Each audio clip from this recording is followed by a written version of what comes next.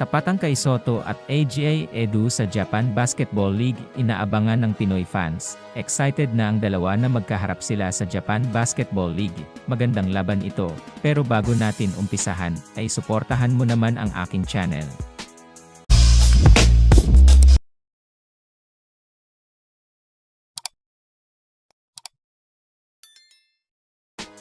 Maraming ang Pinoy fans ang hindi na makapaghintay sa tapatang kay Soto at AJ Edu sa Japan Basketball League. Wika nga nila ay magiging maganda ang kanilang laban lalo na kung pareha silang maibababad sa laro. Alam naman natin na pareha silang dalawa na malakas maglaro. Matatandaan nga natin na maganda nga ang kanilang pinakitang paglalaro nitong kakatapos lang na FIBA World Cup. Grabe nga ang pinakita nilang paglalaro dito. Napakaganda nga din ng tandem nila sa ating national team na Gilas. Ito ngang si Kabayan AJ Edu ay napakaganda ng kanyang pinakitang paglalaro nitong kanyang debut game para sa team niya na Toyama Bruises sa Japan Basketball League. Marami nga ang bumilib sa paglalaro nitong si Kabayan AJ Edu, habang itong si Kabayan kay Soto ay maaaring hindi makapaglaro sa loob ng 30 days dahil napasama nga siya sa list ng mga may injury na kailangan pang magpagaling upang makapaglaro sa kanilang mga team. Marahil nga SY nakuha ito ni kay Soto sa halos walang pahinga. Marami ngang nagsasabi na malaki ang agwat ng paglalaro nitong si kay Soto kaysa dito kay AJ Edu.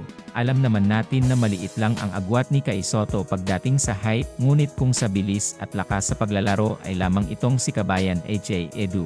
At sa depensa naman ay itong si kay Soto. Sabik na nga ang mga Pinoy fans sa tapatang ito at maging ilang Japanese fans ay hinihintay din ang tapatan ng dalawang ito. At maging sila kay Soto at AJ Edu ay hindi na din makapaghintay.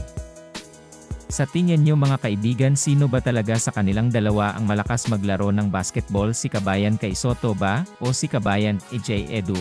Sino sa kanila ang mananalo pag nagkaharap sila? Paki-comment naman ng inyong opinyon. Sana nga ay magtagumpay itong si Kabayan kay Soto na masungkit ang kanyang matagal na niyang pangarap na maging isang NBA player. Patuloy nga nating siyang suportahan sa kanyang mga paparating na laban.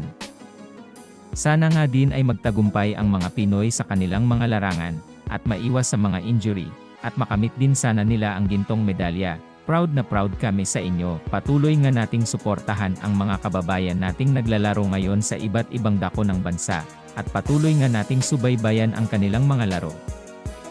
Maraming salamat sa panonood ng aking video. Kung nagustuhan mo ang aking video, ay huwag kakalimutang like and subscribe. At huwag mo na din kakalimutang pindutin ang notification button upang updated ka sa aking mga video.